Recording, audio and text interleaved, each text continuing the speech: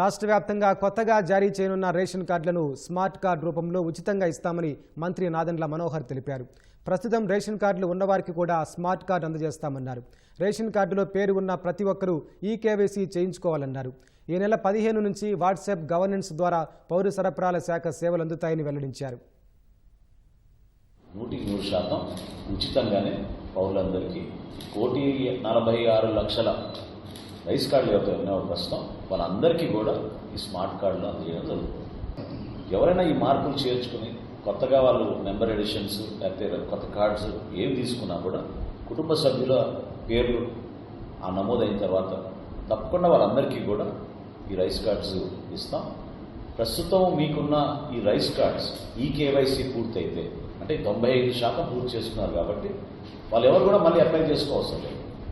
మీకున్న వివరాలు మీకున్న డీటెయిల్స్ సక్రమంగా ఉన్నాయా లేదా మీరు ఒకసారి చెక్ చేసుకోండి. ఇదే వాట్సాప్ నంబర్ ద్వారా మీరు ఓకే అనుకుంటే అదే ఆ డీటెయిల్స్ తోటి మీకు కొత్త రేషన్ కార్డు కొత్త రైస్ కార్డు మీ అందరికీ కూడా అందిస్తాం.